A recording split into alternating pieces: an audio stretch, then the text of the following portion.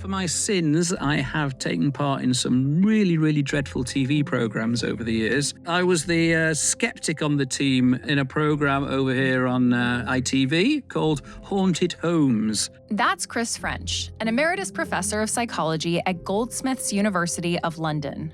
My specialist area, for want of a better term, I refer to as anomalistic psychology. It's essentially the psychology of weird experiences. So everything from alien abduction claims to people who claim to have psychic powers to people who see ghosts or think they've had a ghostly encounter. If it's weird, we're interested in it. And it's mainly from a skeptical point of view. We're seeing if we can explain these weird experiences that people definitely do have. But can we explain them in psychological terms without having to resort to any kind of paranormal explanation? This episode comes out the day before Halloween, and we thought, what better topic than the science of ghost sightings? We'll touch on a bit of the psychology behind them, but really our focus will be on the equipment that people use when searching for proof that spirits float among us. And then in the second half of the episode, we'll switch to something a little more corporeal, but no less weird: cyborgs.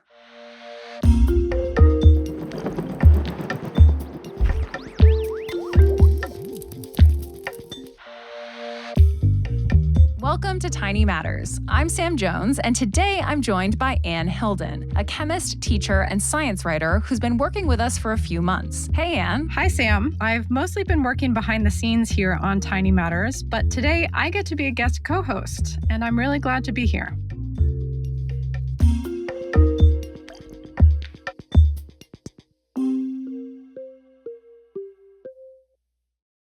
Sam and I spoke with Chris about his research, but also his experience on the show Haunted Homes.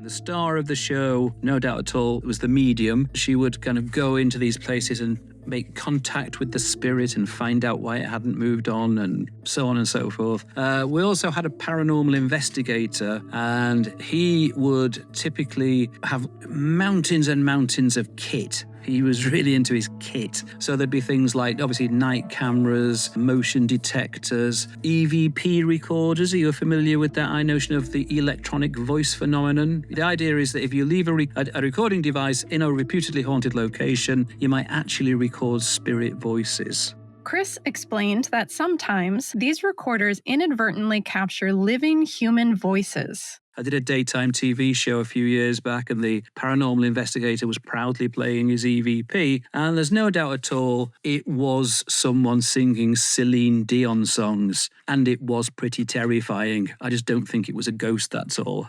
Or sometimes the recorders pick up indistinct sounds that only seem like words once someone suggests them to us. People often like to use for EVP very old equipment, so the recordings are very hissy and really poor quality. You typically find with those that you can't actually make out what the message is supposed to be until you either read it or someone tells you, and then you listen again. You think, oh, yeah, I can hear it now. And once you hear it, you can't unhear it. It's what we call top-down processing. Top-down processing is when your expectations affect your perceptions. Sometimes your brain will make an assumption based on prior experience, like filling in the gaps when you look at a sign with missing letters. And this assumption can alter the sensory signals that you're receiving. To demonstrate how easily top-down processing can skew our perceptions, here's a recording of a very creaky door to the basement of my house.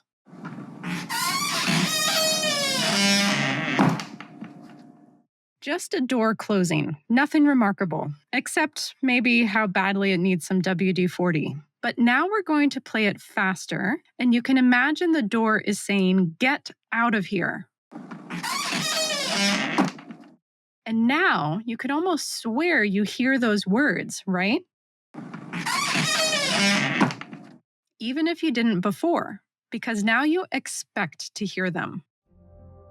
So, EVP recorders are just one of many types of gadgets in the Ghost Hunters kit. Paranormal investigators also like to use thermal cameras, since they say that ghosts can leave hot or cold spots in the air. Thermal cameras measure the heat emanating from bodies or objects in the form of infrared radiation. They're able to detect very small differences in heat, so they create high contrast and colorful images even when pointed at an empty room. That's because different materials absorb and release heat at different rates. So even though we might assume that everything in a room should be the same temperature, it will look more like a mosaic of temperatures to the camera. This may cause shapes to appear on the screen, where, to the naked eye, it looks like nothing's there. EVP recorders and thermal cameras can produce very noisy results. In science, we use the word noise to talk about the random fluctuations in a readout that are not due to an actual thing happening. Typically, we want the true signal to be large and distinct compared to the noise. So we asked Chris if these noisy results allow extra room for interpretation. The basic phenomenon is called pareidolia. It's where we think we hear some kind of clear and distinct stimulus in basically kind of random noise, as you're saying.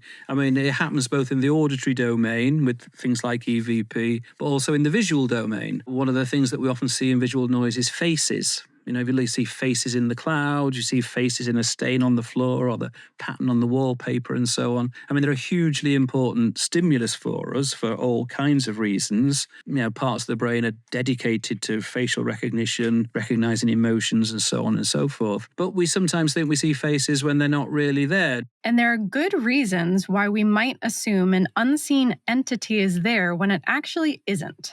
So we have a kind of bias towards always being on the alert for a possible threat in the environment. And if we're going to make a mistake, it's going to be making the mistake of thinking there is something there when there isn't, rather than there isn't something there when there is, because the first mistake isn't that costly, the second one is. In terms of our evolutionary history, everybody always gives the same example. You know, there's something rustling in the bushes. Is it a saber-toothed tiger? The caveman who just thought it's a saber-toothed tiger and got the hell out of there would survive to pass on his genes to the next generation, whereas his more rational next cave neighbour who stood there scratching his beard waiting for more evidence could end up as lunch. You know, so we've evolved to perceive threats, to perceive agents out there with intentions towards us. Yeah, and it's still there as part of our cognitive system. Throughout history and in every culture, people have believed in spirits, demons, and ethereal creatures, and people have been trying to capture them with technology for a long time. Back in the day when they first started using cameras, there were spirit photographers who specialised. You know, now we can look at that stuff and see pretty obvious double exposures, but at the time, the whole technology was really mysterious to the general public. Spirit photography may have begun as an honest mistake, since photographs at the time were taken on glass plates rather than film. If the plates were not scrubbed perfectly clean before reuse, shadowy images from previous photos could appear as the negatives were developed. That's what Chris means by double exposures.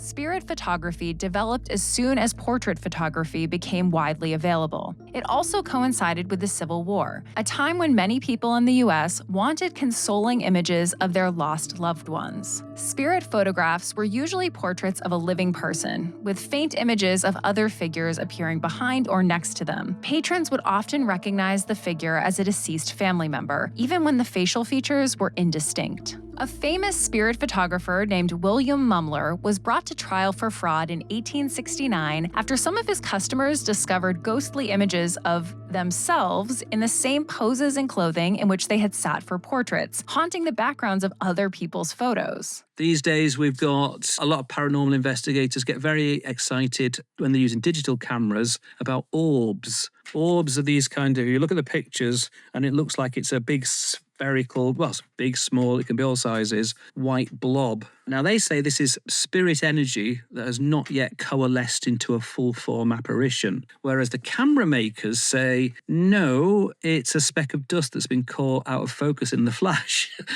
And, well, you pays your money, you takes your choice there, really. There's a more recent technology that's probably still mysterious to the modern public, so we want to talk more in depth about it, get into the tiny stuff, if you will. And that tech is called an electromagnetic field meter, or EMF meter for short. Electric fields are the things that cause charged bodies, electrons, or other things that are charged, even little pieces of paper that might have a lot of charge, or socks that just came out of the laundry. It causes them to be repelled or attracted in a certain direction. We spoke with Bill Lee, who is a physicist and the owner of Alpha Lab Incorporated, a company that makes EMF meters. Magnetic field is produced when there's current flowing in a wire. And the wire doesn't necessarily have any positive or negative charge, it's just neutral. You can have a magnetic field without an electric field, or an electric field without a magnetic field. And there's also the radio waves, which are a combination of magnetic and electric fields that are at right angles to each other usually. So if the magnetic field in a radio wave is oscillating up and down, the electric field is oscillating from side to side. Together, they move forward through space in the form of traveling energy. This is known as electromagnetic radiation, which includes radio waves, visible light, X-rays, and everything in between. Alpha Lab makes a device called the tri-field meter, which can detect magnetic fields, electric fields, and radio waves. Since electromagnetic fields cause charged particles to be attracted or repelled, the tri-field meter can measure how strongly electrons inside the device are being pulled or pushed away. The strength of this force is measured as a voltage. Electric fields affect the voltage of electrons in a metal plate inside the meter, and magnetic fields affect the voltage of electrons in a looped wire. Finally, there's a radio wave detector. What that does is it has an antenna usually. The antenna is detecting the electric field, and it's connected to essentially a voltmeter that can measure very fast changes in voltage, typically 1 billion oscillations per second. The tri-field meter is designed to measure artificial sources of electric and magnetic fields.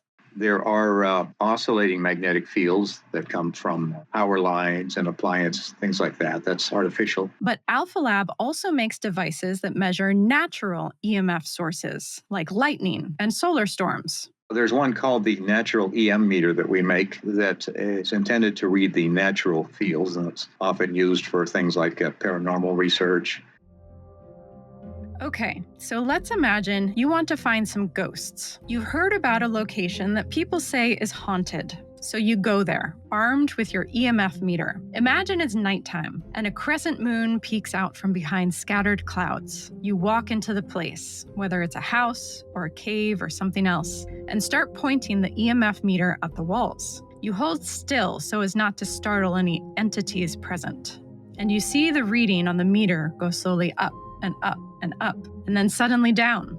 You wonder, what's happening? And start to feel uneasy. Then you hear a rustling noise behind you and quickly turn, catching a spike in electric field as you point the meter at the opposite wall. Was it definitely a ghost? Or could there be something else going on? Atmospheric electricity will do that. Simply clouds moving around, and when you start getting a little bit of any kind of atmospheric activity, you will see a lot of electric field going up and down and some magnetic field going up and down. And if there's distant lightning, you'll see pulses in magnetic field and pulses in the electric field. Not to mention, the Earth's magnetic field is constantly changing. The sun emits a flow of charged particles called solar wind, which bombards the upper atmosphere on one side of the planet all the time. As the Earth rotates, different locations will experience increasing and decreasing magnetic fields. Solar flares, which are sudden bursts of electromagnetic radiation, can cause even more unpredictable changes in magnetic fields. All right, back to the haunted house. If anything is moving inside, if something falls inside, it might carry some static electric charge or something like that and cause a spike. Or it might be a piece of iron or something could move around and cause a magnetic field. Rats in your wall, they're usually charged a little bit. You can see if they're moving around in there, and that would be a little scary. I bet they get a lot of signals in New York City, but That's right. Static electricity sticking to animals or humans can be detected through walls. To be honest, I'm not sure if I would choose ghosts or rats in my house. I would choose ghosts. Absolutely. There are so many non-paranormal things that could cause an electromagnetic field reading, it's extremely difficult to rule them all out. But Bill doesn't mind that some people use his company's equipment for ghost hunting. I mean, it's always possible that various paranormal things could be happening, and it's good to measure to see if there is a field associated with that. So, have at it. Although, when I ask him about scientific research associating paranormal activity with electromagnetic fields, it's all anecdotal stuff. There are a few TV shows that do this, and they're getting some results. It's interesting, but they're not publishing any papers, so it's really hard to say if there's specific research on there. Here's Chris again. I certainly self-identify as a skeptic, but for me, an important part of skepticism is to always be open to the possibility that you might be wrong. New evidence might come along that makes you change your mind. And so in that spirit, we also do devote quite a lot of time to directly testing paranormal claims. Suffice it to say that I'm still a skeptic. The thing about the paranormal investigation teams and the stuff you see on TV, these programs, they want it to look like they are doing science. And they're just really not. They don't have the kind of notion of, well, you obviously need a control condition and stuff like this. You need something to compare it with. You can measure as many orbs in a non-haunted location as you can measure in a haunted location. So why is that taken as being evidence of spirits and so on? Chris has observed that there are two factors that make people more likely to believe they're having a ghostly experience. The first is context. If you were being shown around an old building, an old castle or stately home, and if the person showing you around said, oh, and this room's supposed to be haunted, it immediately changes your mental set. You go in there, you notice every little creak and draft and change of temperature. Things that you probably wouldn't even pay any attention to normally take on great significance. And the second factor is prior belief. Chris describes a study that a friend of his did at Hampton Court Palace, a royal palace in London. This is reputedly one of the most haunted locations in England and therefore the world. We do have the best ghosts.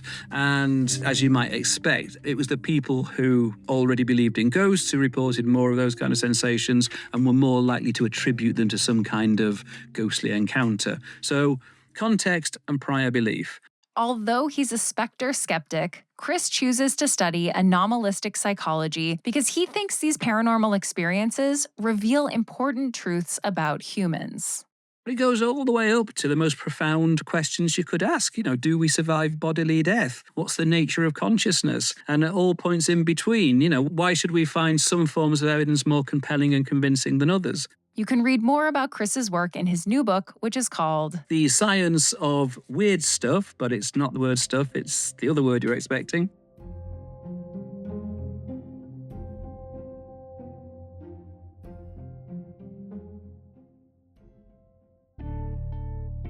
We're going to switch gears now to talk about some research that's rooted purely in the physical dimension. Our guest for this segment is Victoria Webster Wood, an associate professor in mechanical engineering at Carnegie Mellon University. My group is the biohybrid and organic robotics group at CMU, cleverly acronymed to BORG. Borg, as in cyborg. Vicky and other researchers like her make biohybrid robots, devices made of both living and non-living parts. There's examples of biohybrid robots from the early 90s that are primarily in this concept area of cyborgs. So you would take the antennas off of a moth and interface that with electrodes, and then you could detect the chemical sensing signatures in the environment based on the electrical signatures in the antenna. Wild, right? And it only gets cooler from there. Some biohybrids use living components as sensors, like with the moth antennae example. Some use neurons to control the robots. And some use muscle cells as actuators, the motors that make the robots move. One of the kind of canonical examples of that jumps to my brain was there was this medusoid paper that looked like a little baby jellyfish. And then from there, the field really starts seeing that no matter what you do in 2D, you're just not getting the hierarchy that you see in natural muscle. And so you start seeing this switch as the bioprinting techniques become more and more accessible to people moving into 3D tissue spaces.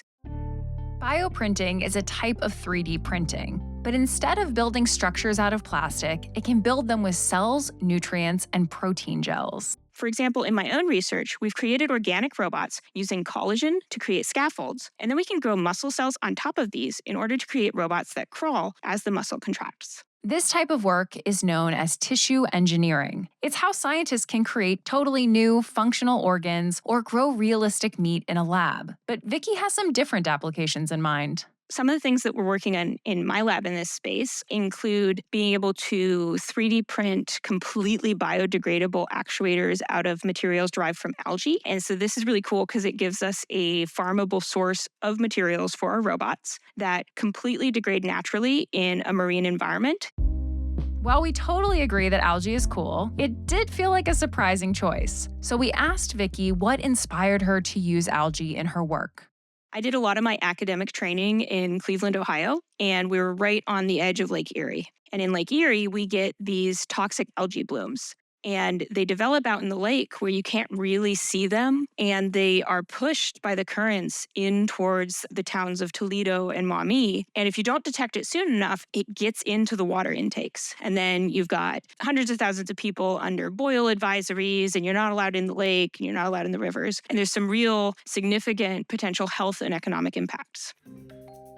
If Vicky's team could make her biodegradable robots emit a fluorescent signal in the presence of the toxic algae, they could literally light up the hazardous blooms and make them much easier to see from the air. Could we create completely biodegradable robots out of materials native to Lake Erie that we can deploy and potentially monitor just by flying drones over the lake periodically so that we can see these algae blooms indirectly through the robots far before we can actually see them just from airplane surveillance, which is what they currently do now?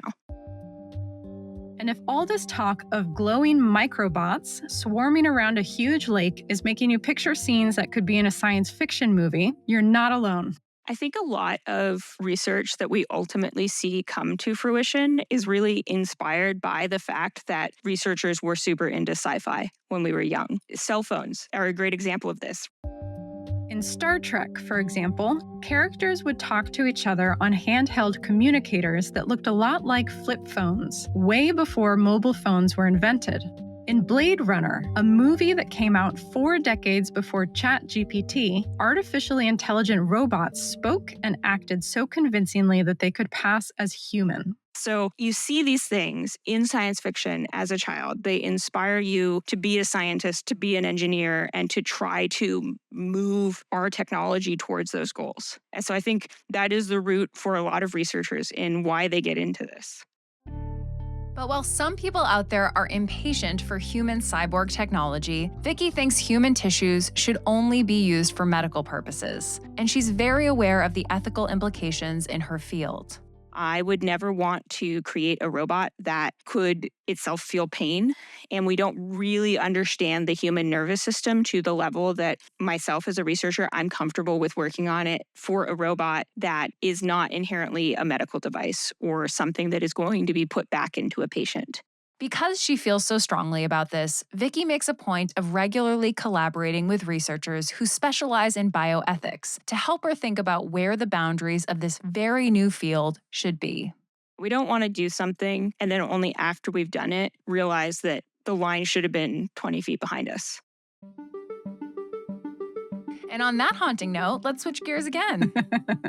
So today I want to talk with you about a new understanding of what the atmosphere of the moon is. Ooh. So I somehow had never really thought about the moon's potential atmosphere, but essentially the moon has a blanket of gases around it, and they're very thin, but still considered a version of an atmosphere called an exosphere. But researchers didn't really understand how it could have that exosphere because the moon is really super exposed to the vacuum of space. So it appeared that the gases making up the exosphere were constantly being diminished by solar activity, but then replenished. And so then the question was, by what? Like, where is it coming from? So now there seems to be an answer, which is that tiny micrometeorites, and these are tiny, like size of dust tiny, are constantly smacking into the lunar surface. They're vaporizing lunar dust and then releasing atoms into the space around the moon. And that's what's really helping to replenish its atmosphere. So the team took a number of approaches to come to this conclusion. One of the things they did was they carefully studied data from a lunar orbiter called the Lunar Atmosphere and Dust Environment Explorer. Does that have a cool acronym? It's LADEE or LADEE, LADEE. So not I bet they great. call it Lady. Yeah, LADEE, which operated for 7 months between 2013 and 2014. What they were able to gather from that data was that during meteorite showers, you could actually see more atoms in the atmosphere, which is like, Interesting. Yeah. And then they went even further and actually looked at samples of the moon dirt collected during the Apollo program. And so in particular, they were looking for two elements, potassium and rubidium. They're both known to occur on the moon. I guess both are easily vaporized. I don't know if there's another reason that they're looking for those in particular, but that's what they were looking at. So you're telling me that the moon's atmosphere is made of gaseous atoms of metals, potassium and rubidium. Yes, I Weird. think so. And so they're really interested in looking at other samples from, say, other moons to see if this is happening elsewhere in the solar system and if tiny meteor impacts are actually helping shape the atmospheres of those moons or asteroids or whatever it may be. This is cool to me for a couple of reasons. Okay. First of all, those tiny meteorites wouldn't even get to the surface if there was a thicker atmosphere. It's like we wouldn't get that on the Earth, like they would burn up or whatever. Right. Also, it's just funny how much space science is about dust. Yeah, there's a lot of dust in space. Yeah. Just keeps coming back to dust. So my tiny show and tell is also a little bit related to this episode, but more in the context of the electromagnetic fields. And it has to do with flowers and bees. Oh. Different substances, for whatever reason, tend to lose electrons. Some tend to gain electrons. So some are often carrying around a negative electric charge and some are carrying around a positive electric charge. And it turns out bees are usually positively charged and flowers are usually negatively charged. And some scientists think that this electric field helps the bees sense where the flowers are. And it's actually kind of magical and like a wonderful symbiosis because several things happen. So the electric field can help the bee get attracted to the flower. Then the negative and positive charges will be attracted. And so then pollen from the flower will naturally jump onto the bee. And then when that happens, it temporarily neutralizes the charge of the flower. Okay. So then the bee will go buzz off, lose some electrons, and go on to the next flower. But the flower is temporarily neutral. And so then other bees will not be attracted to it because it was just harvested. Interesting. So that kind of protects it from being depleted? Is that sort of the idea? In what I saw and read, it seemed the idea was that now other bees will know that that flower doesn't have nectar, or maybe, they don't know it in those terms, but they won't seek They out can sense that. it. Yeah, they won't seek out that specific flower now that its nectar is gone. Oh, so interesting. Mhm. That's so cool. It is really a thing where I think we think about electromagnetic fields, and a lot of times it's in very specific contexts and like more technology based or space or something like that. And you don't think about it in nature or with, bees and plants. And that's cool. All living things, can generate electric charges, and they're so teensy weensy, but they serve purposes. Really important ones, apparently.